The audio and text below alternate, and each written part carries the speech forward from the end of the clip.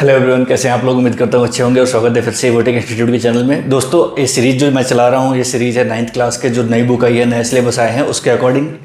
जो last video मैंने आप लोगों के लिए शेयर करी थी, उस वीडियो में मैंने एक्सरसाइज 3.2 और उसके इंट्रोडक्शन कराया था, जिसमें मैंने इंटीजर वैल्यू और जीरो के बारे में बताया था। आज हमें करना है फ्रैक्शन और रेशनल नंबर की वैल्यू के बारे में। तो ठीक है, चलिए शुरू करते हैं और देखते हैं। इस वीडियो में सिर्फ उसका इंट्रोडक्शन रहने वाला है, एक्सरसाइज में अगली वीडियो में डालूंगा।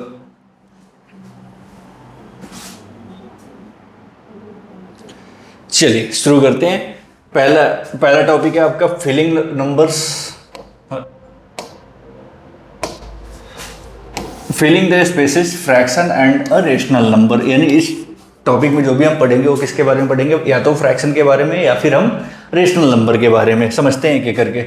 सबसे पहले हम समझते हैं फ्रैक्शन नंबर क्या होता है। तो a number that represent part of a whole are called fraction. कोई भी नंबर जो किसी होल का या किसी पूरे नंबर का एक पार्ट होता है, उसे हम क्या कहते हैं, फ्रैक्शन नंबर कहते हैं। ठीक है, जैसे बाकी नेचुरल नंबर होते हैं, जैसे उनके एडिटिव इनवर्स होते हैं, वैसे ही जो पॉजिटिव फ्रैक्शन के भी दो पार्ट होते हैं। एक होता है पॉजिटिव फ्रैक्शन और दूसरा होता है नेगेटिव फ्रैक्शन या उसका एडिटिव इनवर्स। ठीक है, फिर आगे देखते हैं। फिर अगला आता है रेशनल नंबर। जब हम इंटीजर्स, फ्रैक्शंस, पॉजिटिव, नेगेटिव सबको एक साथ कंबाइन कर देते हैं तो हमारा क्या बन जाता है, रेशनल नंबर। रेशनल नंबर को हमेशा कोशेंट P बाई Q के फॉर्म में डिनोट किया जाता है, जिसमें Q यानी कोस डिनोमिनेटर जो है वो कभी भी जीरो के बराबर नहीं होना चाहिए। P एंड Q जो होनी चाहिए वो कभी भी जीरो के बराबर नहीं होना चाहिए। इसको डिनोट किया जाता है Q से। Q होता है कोसेंट के लिए। किसके लिए होता है, कोसेंट के लिए। ठीक है, आगे देखते हैं रेशनल नंबर का एग्जैक्ट डेफिनेशन क्या दे रखा है। तो a rational number is defined as many number that can be expressed from in the form of P by Q where P and Q are integer and Q is not equal to zero. Rational number क्या होते हैं, तो rational वैसे number जिसको हम P by Q के form में express कर सकते हैं, जहाँ पे P और Q जो हो इंटीजर हो और Q जो होना चाहिए, डिनोमिनेटर जो होना चाहिए वो जीरो के बराबर नहीं होना चाहिए। ठीक है, Q जो होना चाहिए वो जीरो के बराबर आपके क्या होने चाहिए, नहीं होने चाहिए। अब आगे देखते हैं, इसके कुछ इंपॉर्टेंट ऑब्जर्वेशंस होते हैं स्टेज वाइज। क्या क्या होते हैं वो ऑब्जर्वेशन। तो rational number can be written in the form of P by Q where P and Q are not equal to zero. For example 5 and -10 can be written by as 5 and 1 and 10 -10 upon 1। अगर हम इसको zero, यहाँ पे zero लिखेंगे तो वो क्या हो जाएगा, इनफाइनाइट हो जाएगा, जो कि इंटीजर्स नहीं हो सकते हैं। क्या हो सकते हैं, जो इंटीजर्स नहीं हो सकते हैं। ठीक है, ऐसे ही कहानी दे रखी है।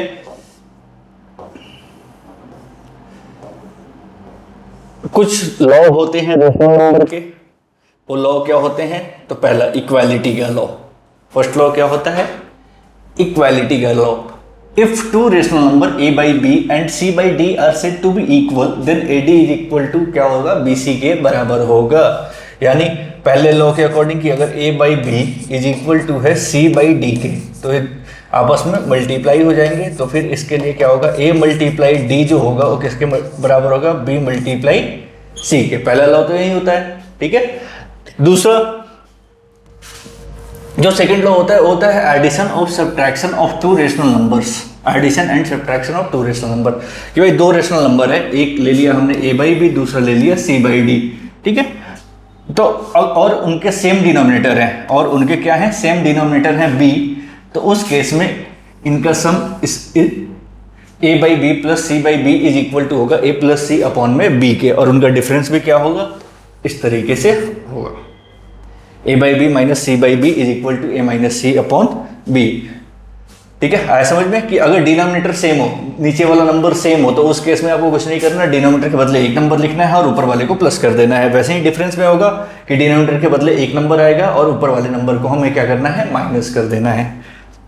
फिर आता है मल्टीप्लीकेशन का rule, multiplication of rational number and division of two rational number. देखो मल्टीप्लीकेशन के लिए क्या है कि भाई दो रेशनल नंबर हो, a by B C by D, तो a को c से मल्टीप्लाई करना है, b को d से मल्टीप्लाई करना है। यानी न्यूमरेटर को न्यूमरेटर से मल्टीप्लाई करना है और डिनोमिनेटर को डिनोमिनेटर से मल्टीप्लाई करना है, जहाँ पे b और d जीरो के बराबर नहीं होने चाहिए। अगर हम डिवाइड की बात करें तो डिवाइड में थोड़ा सा अलग होता है। अगर a by b divide by c by d है, तो पहले डिवाइड को हम मल्टीप्लाई में कन्वर्ट करेंगे और c बाई डी को रेसिप्रोकल कर देंगे, यानी d ऊपर चला जाएगा और c नीचे आ जाएगा, और उसका प्रोडक्ट जो होगा वो होगा ad अपॉन में bc के बराबर होना चाहिए, जहाँ पे b और c जो होंगे बी सी डी और सी तीनों जीरो के बराबर नहीं होने चाहिए। बी डी और सी तीनों के वो क्या होने चाहिए, जीरो के बराबर नहीं होने चाहिए। फोर्थ रूल होता है जो कि अर्थमेटिक लॉ से डिफाइन किया जाता है कि addition and multiplication of commutative, कि अगर दो रेशनल नंबर कम्यूटेटिव प्रॉपर्टी के अकॉर्डिंग कि दो रेशनल नंबर है a by B plus c by D, तो वो किसके इक्वल होगा, c by d plus a by b के बराबर होगा। ठीक है, वैसे ही मल्टीप्लीकेशन के लिए देखें तो a by b multiply c by d जो है वो c by d multiply a by b के बराबर होगा। ये होता है कम्यूटेटिव प्रॉपर्टी। कौन सी प्रॉपर्टी होती है, commutative property of addition and multiplication. लेकिन अगर हम डिस्ट्रीब्यूटिव के अकॉर्डिंग देखें तो अगर तीन रेशनल नंबर है p q और r, तो वो p into q plus r जो होंगे वो किसके बराबर होंगे, p q plus p r के बराबर होंगे। ये होता है डिस्ट्रीब्यूटिव प्रॉपर्टी। ठीक है, फिर आगे है कि रेशनल नंबर, जितने भी रेशनल नंबर होते हैं, रेशनल नंबर एडिशन के अंडर क्लोज हो जाते हैं। एडिशन के अंदर क्लोज होना मतलब कि अगर हम दो रेशनल नंबर को प्लस करते हैं तो उसका आंसर भी क्या आएगा, एक रेशनल नंबर आएगा। वैसे ही मल्टीप्लीकेशन के अंडर भी क्लोज हो जाता है, यानी दो रेशनल नंबर को मल्टीप्लाई करेंगे तो हमारा आंसर क्या आएगा, एक रेशनल नंबर ही आएगा। लेकिन डिवीजन और सब्ट्रैक्शन के अंडर वो क्लोज नहीं होते हैं।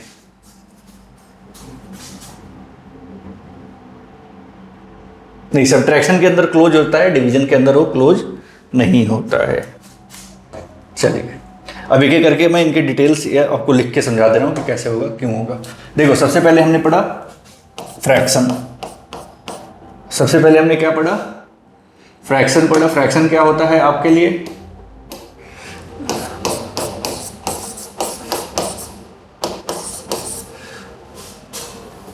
अरे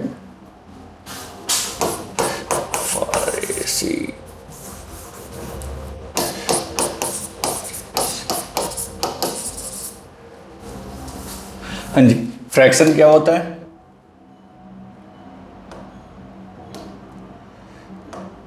तो फ्रैक्शन होल का एक पार्ट होता है।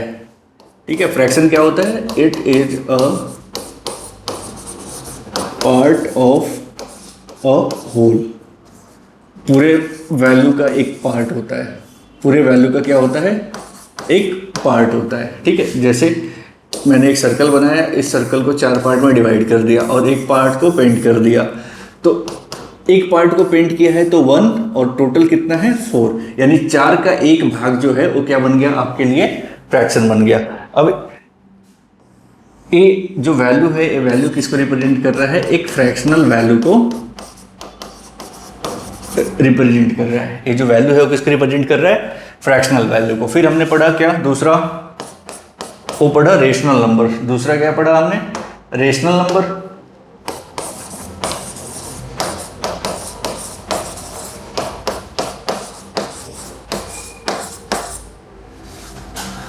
रेशनल नंबर, रेशनल नंबर क्या होता है, तो वैसे नंबर, रेशनल नंबर क्या होता है, तो वैसे number, the number which is written in the form of p upon q where p and q are, p and q क्या हैं आपके integers and q is not equal to होने चाहिए 0 के। वैसे नंबर जिसको p बाई क्यू के form में लिख सकते हैं, जहाँ पे p और q जो होने चाहिए वो क्या होने चाहिए, इंटीजर होने चाहिए और q 0 के बराबर नहीं होने चाहिए। ये हमने पढ़ा। फिर उसके बाद में मैंने आपको बताया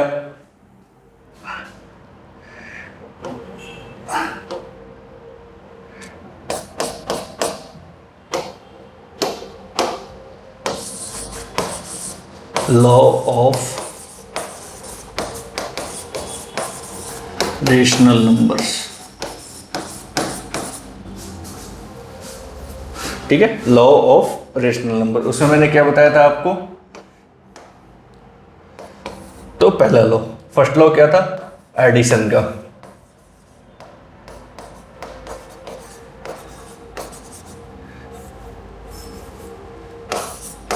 addition and subtraction of same denominator.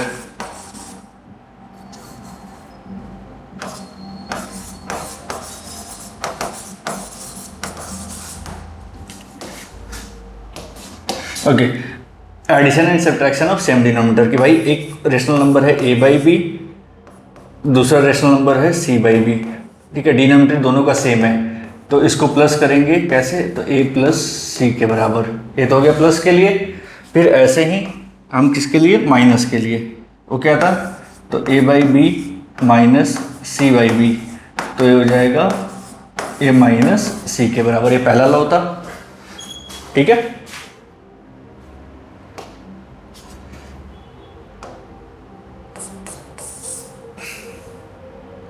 फिर क्या था दूसरे वाला,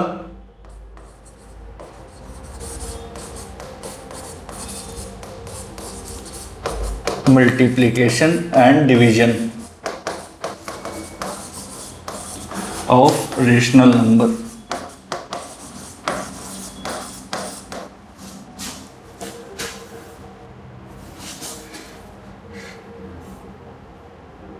multiplication and division of rational number क्या था कि दो रेशनल नंबर है, एक रेशनल नंबर है a बाई बी, उसको मल्टीप्लाई कर रहे हैं c बाई डी से, तो ये हो जाएगा a मल्टीप्लाई सी अपॉन में b मल्टीप्लाई डी।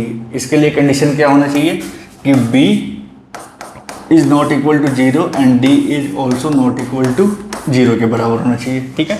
ऐसे ही अगर हम डिवीजन का देखें तो डिवीजन थोड़ा सा अलग होता है, a by b divide by कर रहे हैं c बाई डी से, तो ये हो जाएगा a बाई बी डिवाइड को करते हैं मल्टीप्लाई में, और जो दूसरा फ्रैक्शन होता है, दूसरा रेशनल नंबर होता है, उसको रेसिप्रोकल कर देते हैं, ये हो जाता है d बाई सी के बराबर, तो ये होना चाहिए a d multiply b c के, जहाँ पे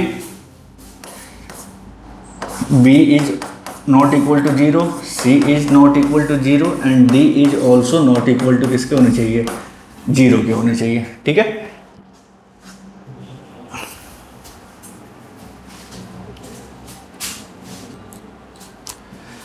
चलिए अगला देखते हैं। जो थर्ड प्रॉपर्टी था वो था इक्वालिटी के लिए। थर्ड प्रॉपर्टी किसके लिए था, इक्वालिटी के लिए। इक्वालिटी कि अगर दो रेशनल नंबर, एक रेशनल नंबर जो है वो आपका है, एक रेशनल नंबर है a बाई बी और दूसरा रेशनल नंबर है c बाई डी, अगर ये दोनों इक्वल हैं तो उस केस में ए डी जो होना चाहिए वो बी डी के बराबर होना चाहिए। यहाँ पे इस केस में b is not equal to 0 and also d is not equal to किसके होनी चाहिए, 0 के बराबर होना चाहिए। इक्वालिटी के लिए रूल था, ठीक है।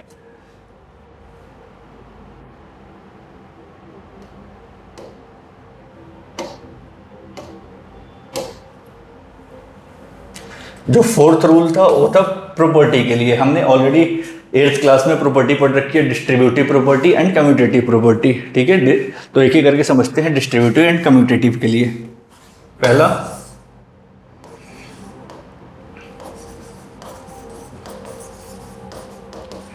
कम्यूटेटिव प्रॉपर्टी एंड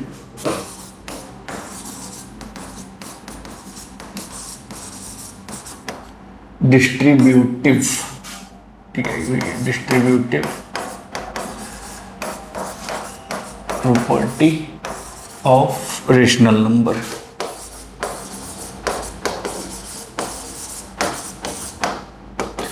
अब एक एक करके समझते हैं। इसमें भी पहला part addition and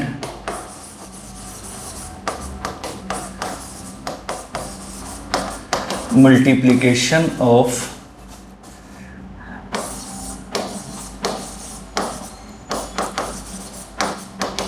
commutative property, addition and multiplication of commutative property. तो ऐड के लिए देखते हैं, दो रेशनल नंबर लिया हमने,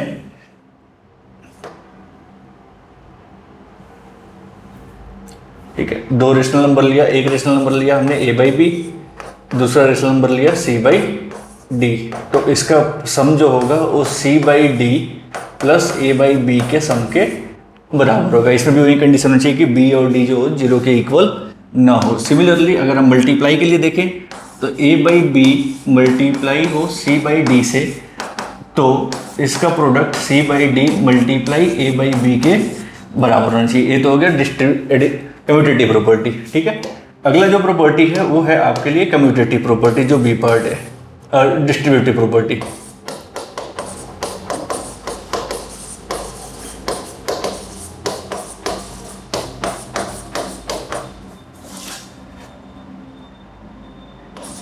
डिस्ट्रीब्यूटिव प्रॉपर्टी कि भाई एक रेशनल नंबर है, हमने लिया एक रेशनल नंबर लिया p, उसको मल्टीप्लाई कर रहे हैं हम q प्लस r से, तो ये P q plus Q R के बराबर होगा। ये हो गया आपका डिस्ट्रीब्यूटिव प्रॉपर्टी। इसको आप a बाई बी के फॉर्म में भी लिख सकते हैं।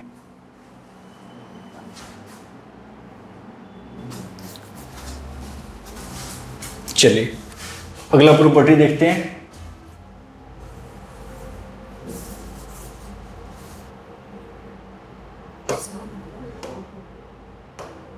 अगला प्रॉपर्टी है 5th नंबर है, वो है closure property.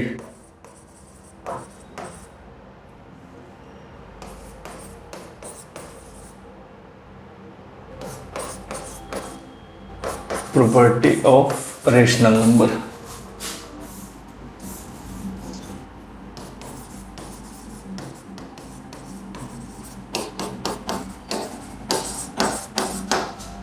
Closure property of rational number. इसमें सबके होते हैं, एडिशन के भी होंगे, सब्ट्रैक्शन के भी होंगे, डिवीजन के भी होंगे और मल्टीप्लिकेशन के भी होंगे। चलिए आगे देखते हैं, एक एक करके समझते हैं क्या है। पहले एडिशन के लिए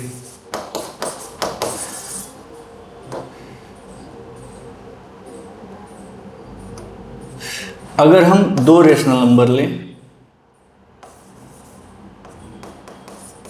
रेशनल प्लस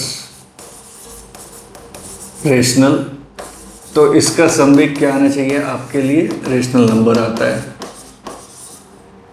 ठीक है।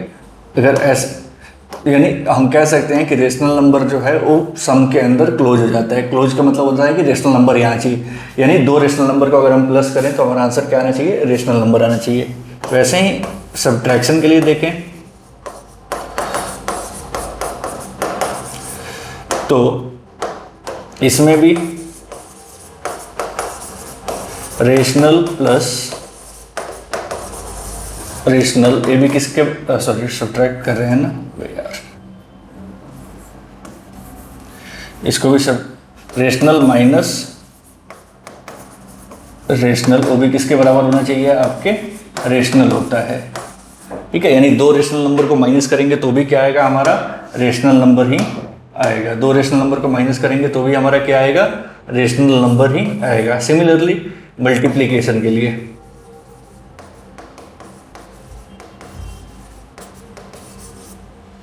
अगर हम मल्टीप्लिकेशन के लिए देखें तो रेशनल को मल्टीप्लाई करेंगे अगर हम रेशनल को रेशनल से, तो हमारा आंसर क्या आएगा, हमेशा रेशनल ही आएगा। यानी product of two rational number is also closed under the multiplication, ठीक है।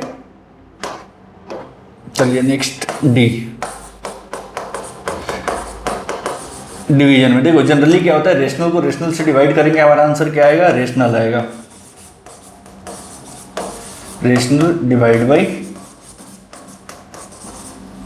रेशनल, तो हमारा आंसर क्या आएगा, रेशनल आएगा। लेकिन अगर रेशनल, अगर डिवीजन की वैल्यू या कोसेंट की वैल्यू अगर q u o t i n t quotient is equal to 0 आ जाता है तो फिर उस समय वह क्लोज नहीं होगा। यह इसके लिए एक्सेप्शन बन जाता है, यह इसके लिए क्या बन जाता है, एक्सेप्शन बन जाता है, अपवाद बन जाता है कि अगर कोसेंट की वैल्यू 0 आ जाती है तो क्या वो क्लोज होगा, तो नहीं होता भाई। कोसेंट की वैल्यू अगर 0 आ जाएगी तो वो क्या होगा, क्लोज नहीं होगा। आया समझ में। बस दोस्तों आज की वीडियो में बस इतना ही रखते हैं। अगली वीडियो में मैं इसके एक्सरसाइज के क्वेश्चन जो कि 3.3 है आप लोगों के लिए मैं लेके आऊँगा। वीडियो में कुछ भी अच्छा लगा हो तो आप वीडियो को लाइक कर सकते हैं, दोस्तों के साथ शेयर कर सकते हैं। यहाँ तक आपने वीडियो को देख लिया है तो आप हमें डाउट हो तो कोई कमेंट करके बता भी सकते हैं, अगर कोई सजेशन देना है तो भी आप हम क्या कर सकते हैं, आप हमें कमेंट करके बता सकते हैं, हम उसको डेफिनेटली इंप्रूव करने का ट्राई करेंगे। धन्यवाद।